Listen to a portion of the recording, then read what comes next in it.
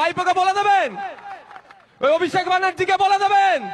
নওশাদ সিদ্দিকী বলছে তোমার পিসি দুর্নীতিগ্রস্ত, পারলে যদি মিথ্যা কথা বলি আমার বিরুদ্ধে মানহানির মামলা করে দেখাও। অভিষেক বাবুকে বলে দেবেন। আর অভিষেক বাবুর যে কটা চারানার চালা ঘুরছে তাদের উদ্দেশ্য বলি, সময় থাকতে শুধরে যান। আইনের মাধ্যমে 5 টাকার পেনে এমন খোঁচা দেব, থানার বাড়ি করাবার নাহলে জেলের ভাত খাওয়াবো। অভিষেক বাবু বাঁচাবে মনে হচ্ছে, উনি নিচে কিভাবে বাঁচবে তার জন্য লাইন খুঁজছে, বারবার পিসিকে দিল্লি পাঠাচ্ছে, মোদিজির সাথে বসাচ্ছে, আর তোমাদের কথা ভাবছে। দিয়ে যে নিয়োগ হয়েছে সেই নিয়োগে কোনো দুর্নীতি হয়নি।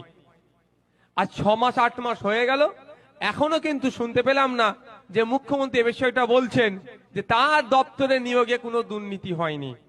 কিন্তু ছোটখাটো বিষয়ে নওশাদ সিদ্দিকী গাড়ি চালাচ্ছে, বা নওশাদ সিদ্দিকীর ড্রাইভার গাড়ি চালাচ্ছে, নওশাদ সিদ্দিকীর ড্রাইভারকে চেপে দিচ্ছে।